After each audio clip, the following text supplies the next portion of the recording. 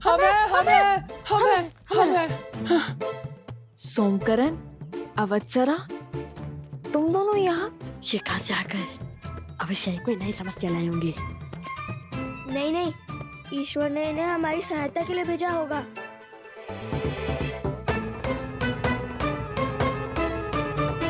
सोमकरण, अवत्सरा, क्या कर रहे हो तुम दोनों यहाँ?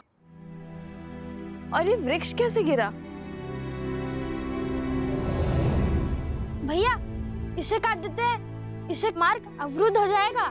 नहीं, हम अपने काम को सार्थक करने के लिए प्रकृति को हानि नहीं पहुंचा सकते।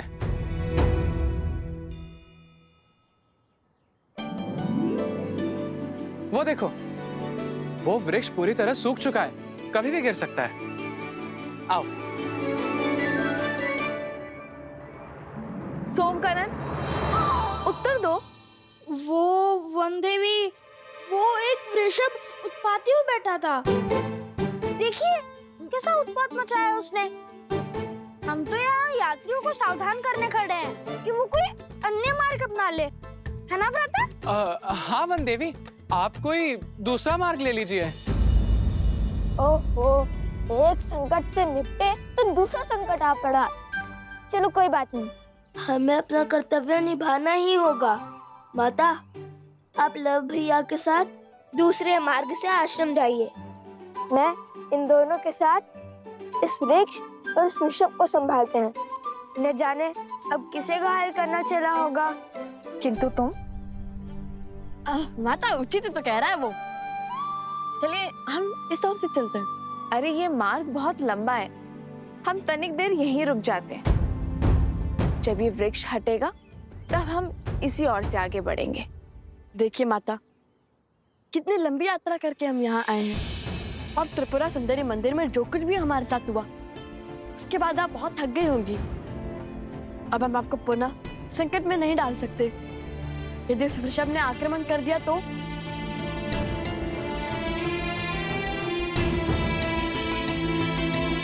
ठीक है, चलो। और तुम सावधान रहना और शीघ्र ही लौट कर आना। मुझे तुम सबकी प्रतीक्षा रहेगी। निश्चिंत होकर जाइए माता, हमारे पास सोमकर्ण है ना। यदि बैल आया, बैल के आगे इसे खड़ा कर देंगे। संसार में इससे बड़ा बैल और कोई नहीं है। खुश, मित्र की रक्षा सबसे पहला दायित्व है, जानता हूँ माता। चलो साथी।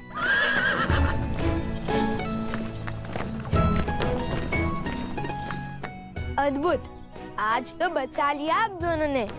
यदि रथ इस मार्ग से जाता तो अश्व और हनुमान जी दोनों माता के सामने होते और फिर उनकी डांट से तो श्री राम भी नहीं बचा पाते। संकट से बचे आए अपने गुरुपुत्र। संकट अभी शेष है कुश। वन देवी को आश्रम जाने से रोकना होगा, क्योंकि लक्ष्मण जी ने आकर सबको बता दिया है तुम दोनों ने अश्वमेध यज्ञ का अश्व पकड़ लिया है। उन दोनों बालकों ने जो किया है वो राजद्रोह है। कल सूर्यास्त तक लवकुश ने अश्वमेध यज्ञ का अश्व नहीं लौटाया तो उन दोनों के साथ जो कुछ होगा उसका उत्तरदायित्व राजा राम का कदापि नहीं होगा। हाँ, और सभी को ये भी पता है कि तुमने लक्ष्मण जी और उनके भाई को मूर्छित कर दिया है। इसी कारण गुरु माँ ने भारद्वाज ऋषि को भी बुला लिया।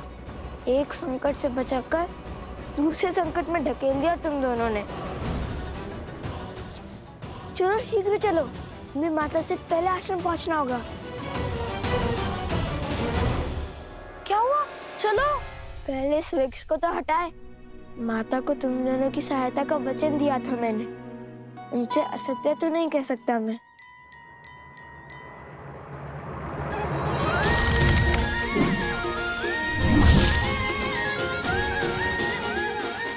अपनी शक्ति दिखाने का कोई अवसर चूकते नहीं ना तुम। अभी मेरे गुणगान गाने का समय नहीं है, शीघ्र चलो। लव भैया को आश्रम की स्थिति का ज्ञान नहीं है, वो तो संकट टलने के उत्साह में होंगे। चलो। ये मार्ग तनिक लंबा है सारथी, तनिक तीव्र चलाइए। और तीव्र। बहुत घोर अपराध हुआ है लवकुश से। जाने ही पाप कैसा दंड लेकर आएगा गुरुदेव।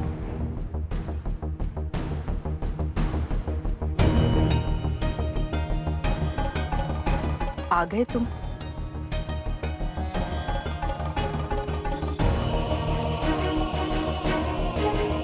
कुश, तुमने और लव ने इतना बड़ा अपराध क्यों किया? अश्वमेघ यज्ञ के अश्व को पकड़ा और अयोध्या के राजकुमारों को मूर्छित कर दिया। और ये सब बात तुमने हम सब से छुपाई क्यों? हम राजा राम के राज्य में रहते हुए उनसे शत्रुता कैसे ले सकते हैं? ये राजद्रोह है। हमने भगवान वाल्मीकि जी को संदेश भेज दिया है। जैसे ही तुम्हारी माता श्री आएंगी, हम उनसे बात कर अश्व छुड़वा देंगे। हाँ, और तीव्र चलाइए सारथी। हम भगवान वाल्मीकि जी के शिष्य हैं और उन भगवान वाल्मीकि जी ने हमें सदा सत्य के मार्ग पर चलना सिखाया है, अपने कर्म को निडर होकर करना सिखाया है। अब आप भी बताइए, जिन राजा राम को हम पूछते हैं, उन्हीं राजा राम ने अपनी पत्नी के त्याग का महापाप कर दिया। जिनके लिए राजा राम ने राम सेतु बनाया, लंकापति का अंत किया, जिनके साथ की लालसा में माता सीता ने स्वयं अग्नि परीक्षा दी, उन्हीं माता सीता को स्वयं से दूर कर दिया। क्यों? ये प्रश्न हमें विचलित कर रहे थे।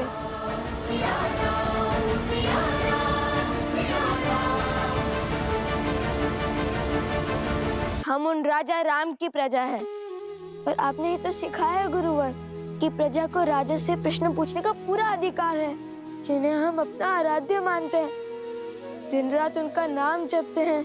क्या उनसे मन में उमड़ रहे प्रश्नों के उत्तर पाने का अधिकार नहीं है हमें? पर प्रश्न पूछने का ये कौन सा मार्ग है कुश? हाँ, ये मार्ग तो सर्वथा अनुचित है गुरुदेव। हमारा मार्ग अनुचित हो सकता है, उद्देश्य नहीं। श्री राम और माता सीता को एक करने का प्रण लिया है हमने, और इस उद्देश्य की पूर्ति के लिए वो अश्व तो नहीं छोड़ेंगे हम। अन्याय हुआ है सीता माता के साथ और हम उन्हें न्याय दिलवा कर ही रहेंगे। और अन्याय के विरुद्ध ध्वनि उठाना इसी आश्रम में सीखा है हमने। यदि आपको लगता है कि हमने कुछ अनुचित किया है तो क्षमा कर दीजिए, किंतु यदि हमारे प्रण में तनिक भी न्याय दिखा तो आप सबसे केवल एक ही विनती है मेरी, जब तक भगवान वाल्मीकि जी नहीं आ जाते तब तक माता से कुछ मत कहिएगा। गुरुवर भी जानते हैं कि उनके लवकुश कुछ भी अनुचित नहीं कर सकते।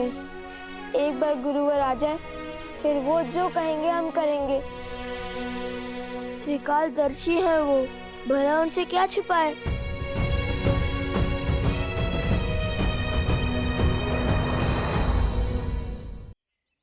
नहीं ऋषिवर, ये बालक अभी नादान है। उद्देश्य कितना भी उचित है, उसका मार्ग इतना अनुचित नहीं हो सकता। आपका निर्णय उचित है गुरुवर। इनकी माता को सब बताकर ये अश्व तुरंत लौटा देना चाहिए, यही सर्वथा उचित होगा। हमें श्री राम से प्रश्न पूछने का अधिकार है, इसमें भला क्या अनुचित। मान जाइए ना ऋषिवर, भगवान वाल्मीकि जी की आने की प्रतीक्षा कर लेते हैं। माता को कुछ मत कहिएगा ऋषिवर। कुश,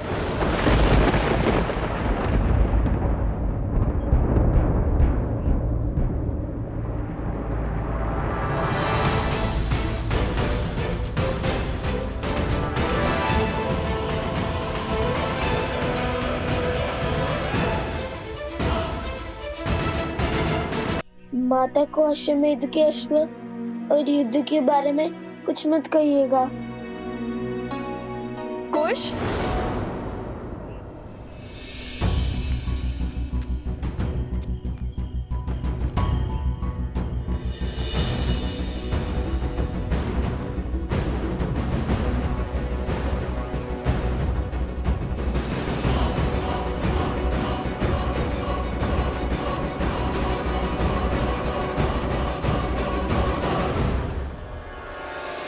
खुश, बोलो।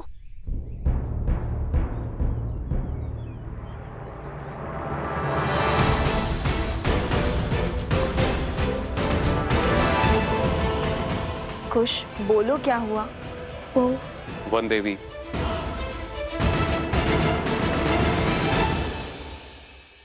हम भगवान वाल्मीकि जी के चित्रकूट से लौटने की चर्चा कर रहे थे।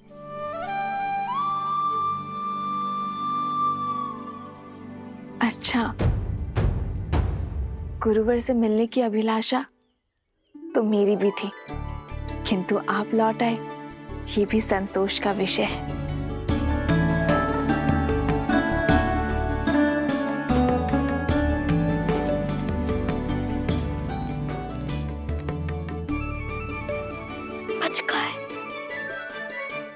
वैसे कुश, तुम इतने शीघ्र कैसे पहुंचे?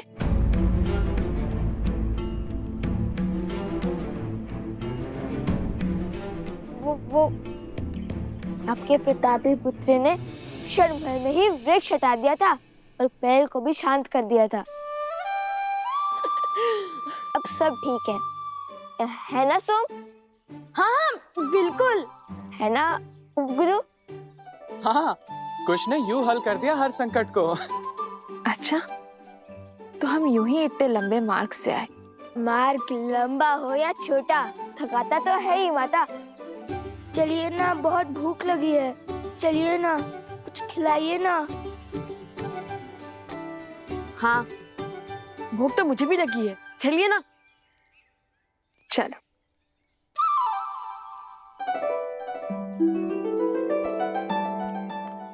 भैया, मैंने तो केवल धनुष उठाया, बाण साधा और ये किया, और उससे पेड़ खत्म हो गया। ना जाने किस माया, किस शक्ति की चपेट में आ गए थे हम।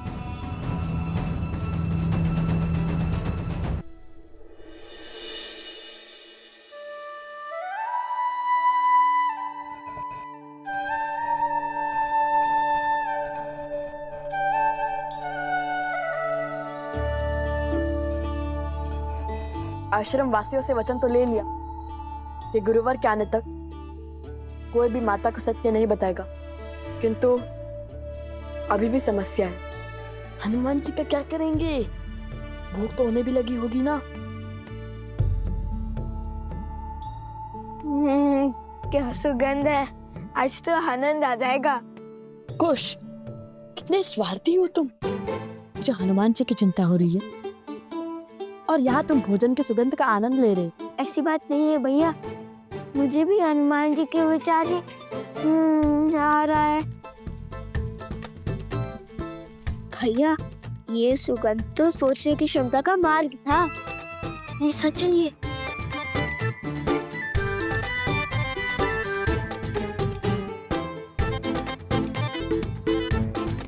अरे कुश, रुको।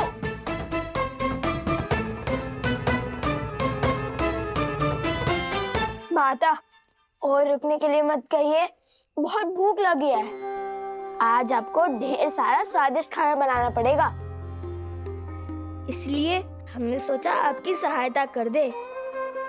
मेरी मदद करने के फेर में मेरा कार्य मत बढ़ाओ। धुले हुए चावल में जल डाल के जल व्यर्थ कर दिया ना तुमने। कोई बात नहीं माता, भ्राताश्री है ना, वो और जल ले आएंगे, है ना? वैसे एक बात बताओ, आज इतने अधिक पकवान की क्या आवश्यकता है तुम्हें? माता, तन की थकान और पेट की भूख बढ़ा देता है माता। और सोचा सोम को भी आपके हाथ का बना स्वादिष्ट भोजन खिला देंगे। उसने इतनी सहायता जो की है हमारी। तो बताओ, क्या बनाऊं मैं?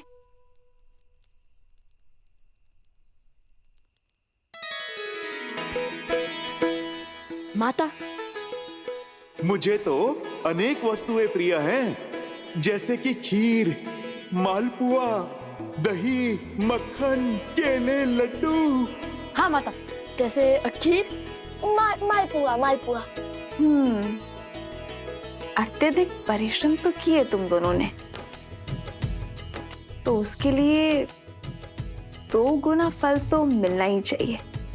मैं दोनों बनाती हूँ।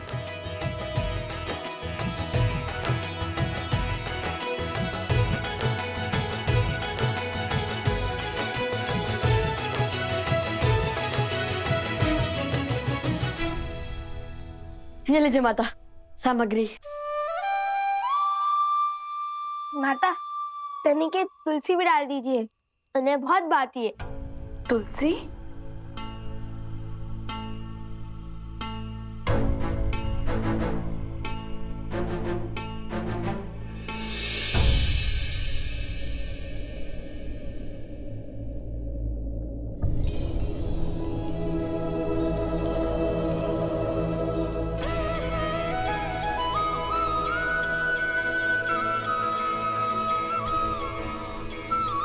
ठीक है, डाल दूंगी। अब तुम दोनों यहाँ से जाओ।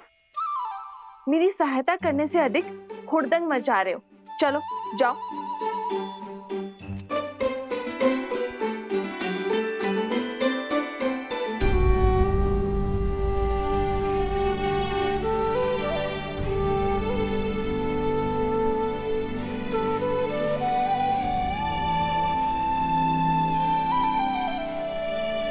मुझे क्षमा कर दो लक्ष्मण, मैंने तुम्हें रोककर अनर्थ कर दिया। मेरे मन में पहले करुणा थी, किंतु अब मेरे मन में प्रतिशोध है। भैया की आज्ञा से उन दोनों बालकों को दंडित करूंगा मैं।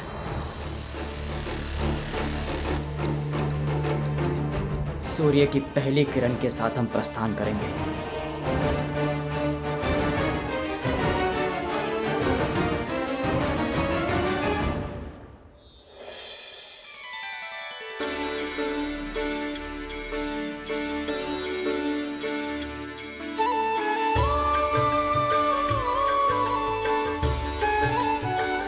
भोजन माता ने बनाया है।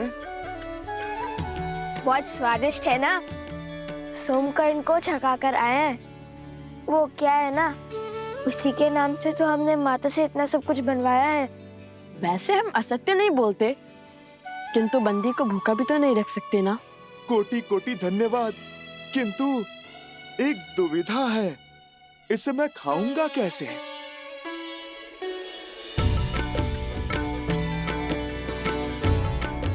हम है ना, यदि आपको कोई संकोच ना हो तो हम दोनों आपको अपने हाथ से खिला दे। संकोच नहीं, मेरे जीवन का सबसे बड़ा संयोग है ये। स्वयं प्रभु श्री राम के क्या? परम भक्त स्वयं प्रभु श्री राम के परम भक्त मुझे अपने इन हाथों से खिलाएंगे। माता को कोई संदेह तो नहीं हुआ? भोजन के समय मन में उल्लास होना चाहिए, प्रश्न नहीं। और हम दोनों की चतुराई के समक्ष किसी को संदेह कैसे हो सकता है? आप निश्चिंत होकर खाइए। हमें समय पर आश्रम भी लौटना है, अन्यथा माता को सत्य में संदेह हो जाएगा।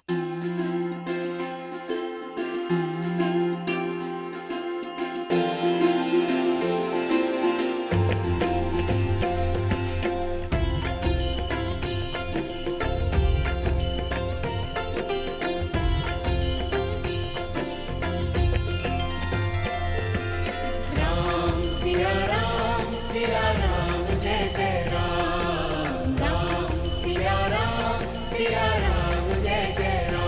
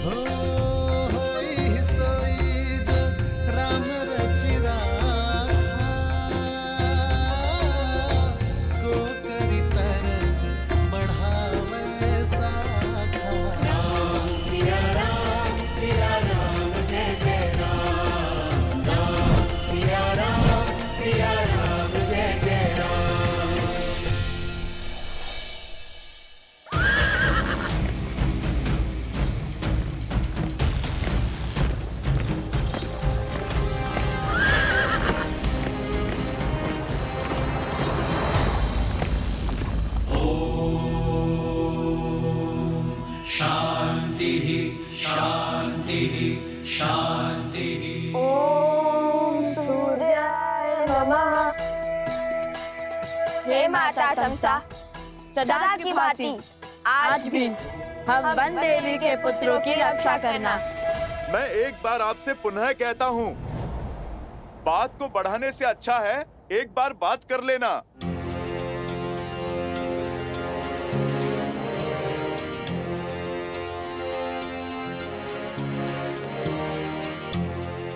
बातचीत से हर समस्या का समाधान संभव है।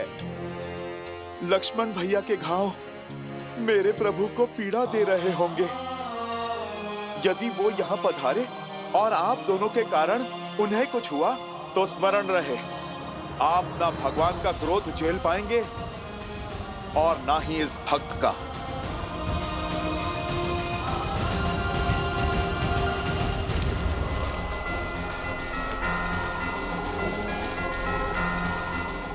इस संसार का कोई संकट नहीं जो शब्दों से ना सुलझ सके। समझ गए, सब समझ गए। किंतु एक बात है जो समझ में नहीं आ रही। श्री राम के भक्त को उनके विरोधियों की इतनी चिंता क्यों? जिन्होंने आपके प्रभु का अश्व पकड़ा, उनके काज में विघ्न डाला। राम काज सफल बनाने वाले हनुमान जी भला हमारी सहायता को क्यों तत्पर हैं? लवकुश मेरे ही पुत्रश, मेरे ही पुत्रश। आप राम काज पूर्ण करने में असफल रहे। मुझे मेरे प्रभु को कुछ समझाने की आवश्यकता नहीं है। वो तो मेरे हृदय में बसते हैं। वो मेरा मन स्वयं ही पढ़ लेंगे। किंतु आप दोनों को अब